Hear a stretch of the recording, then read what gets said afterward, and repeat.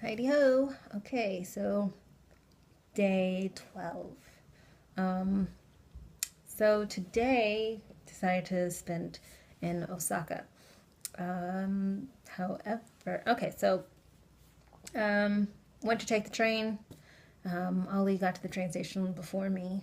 I got there in the nick of time to catch the train, and I caught it.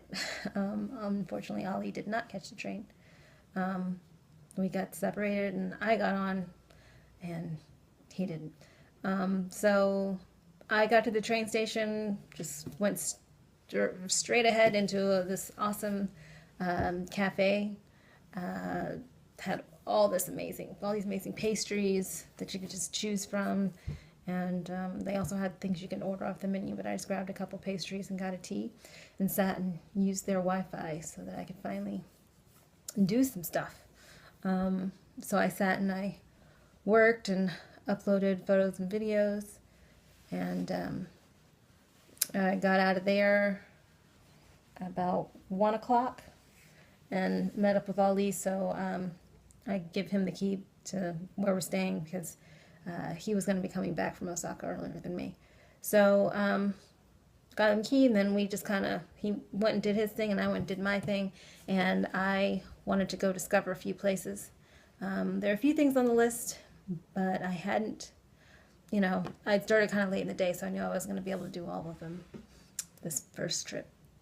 So I left from the station, and I decided to go to Hozenji, Yokocho, which is this alleyway that is kind of still set up kind of like old style Japan, supposedly in the preserved in the style of 17th to 19th century imperial Japan.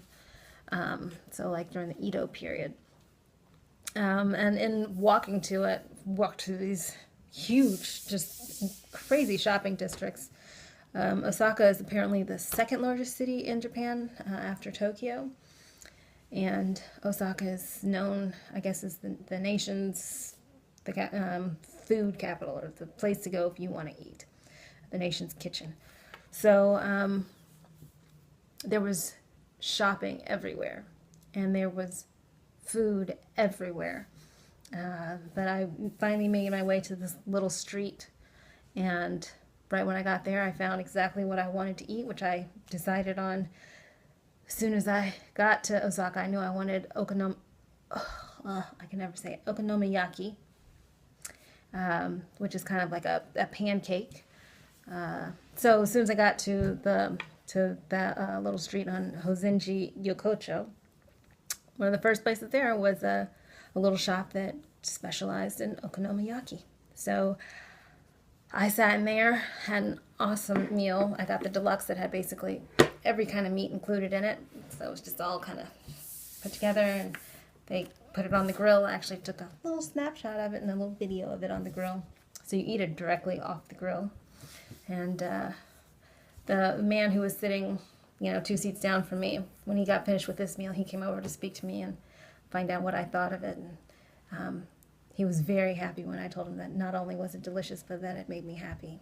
He just seemed to feel a lot of pride in that. So then I left there, and I decided I'm just going to wander around. I'm just going to see what's around here. And interestingly enough, yesterday, Kiku had given me a whole bunch of sheets of paper with things printed out on it. I thought that they were things for when I come back to Kyoto to make sure I check out. But as I started wandering around this area in Osaka, I started seeing things that were on the sheets that she'd given me. Turns out she'd given me things that I should check out in Osaka. And amazingly enough, just from randomly walking around, I ended up exactly where she was telling me to go. I ended up in this area called Dontonbori. And I don't know, for me it just seemed like just this massive street of nothing but food. All kinds of food. I'm so glad that I happened to have eaten before I got there, and that I feel like the place that I went to was kind of like top notch, pretty good.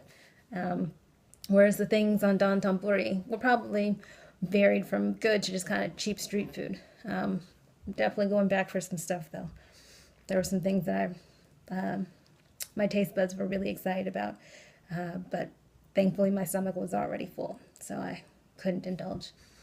But I walked up and down there, took a lot of pictures. At some point, walking along whatever river is there, I saw a girls group doing a performance, singing and dancing. Got a little video of that as well. And I found another store that is kind of like so Yodobashi is like, depending on which store you go to, because I've been to now 3 of them, Tokyo, Kyoto, and Osaka. They're just, Yodobashi is just floors and floors and floors. Sometimes, I don't know, maybe 6, 7, 8 floors of technology and gadgets and gizmos and all kinds of fun stuff like that. So this store, I'm not sure what the name of it was, but it was, I don't know, kind of a catch-all. Like the bottom floor, the first floor, the first part of it was nothing but like candy and snacks. And then it suddenly goes into personal and hygiene items, and every floor had something different, and it had, I think, 6, 7, 8 floors. I wandered around a couple of the floors, and it's not as nice as Yodobashi. It's kind of, things are just kind of thrown all over the place, a little crowded.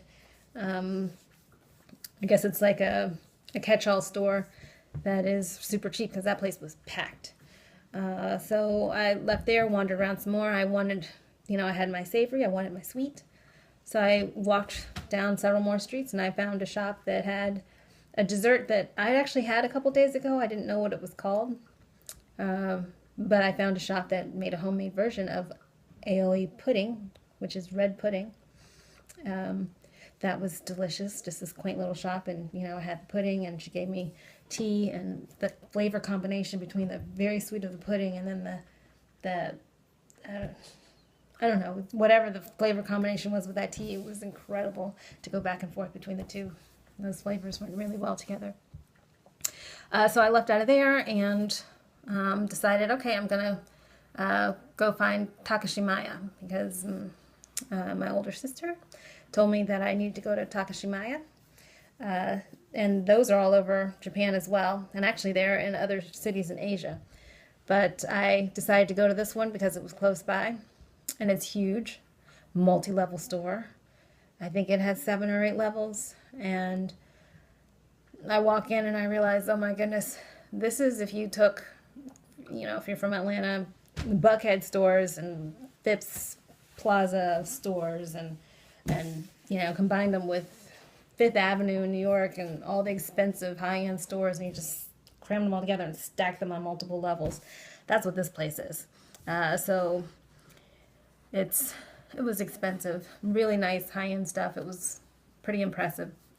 I went to a floor and they had kimonos, so I could finally see how much kimonos cost. It is no joke.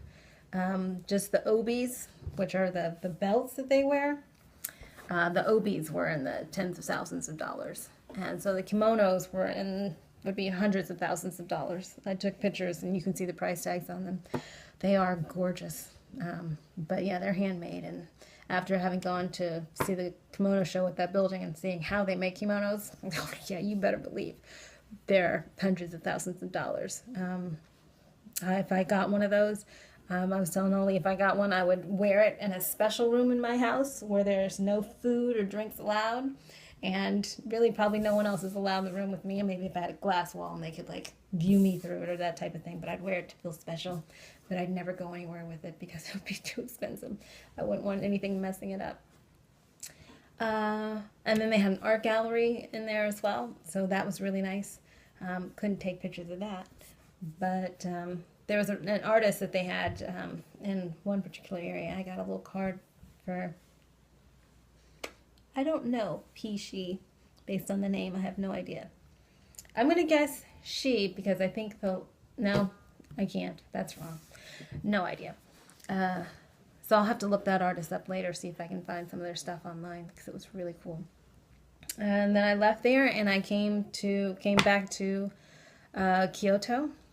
And as I was leaving, I realized I was supposed to call a client, and so I needed to go back somewhere with Wi-Fi, and I didn't want to go back to Kyoto Station, so I was right there at Yodobashi. So I walked in and turned one little corner, and there was just this bank of this like whole sea of massage chairs, and people are just kids, adults, older people, all just lined up in them. Just some of them are knocked out. They're just relaxing in these chairs. So I decided, okay, I'm going to sit and relax in the chair, use their Wi-Fi, and call my client. And it was awesome. I was there for probably about 45 minutes. I tried 3 different chairs.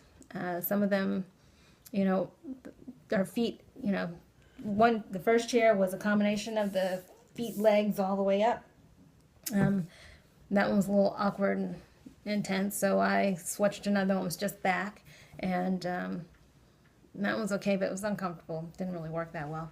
So I went around to the other side, and there was a whole bunch of other ones. They had just feet massagers, and they had all the neck massagers, and I got to a station where they had the foot one that's separate from the back one. So I got the foot one working, and then I got the back one working. And I let them go their whole cycle until they cut off.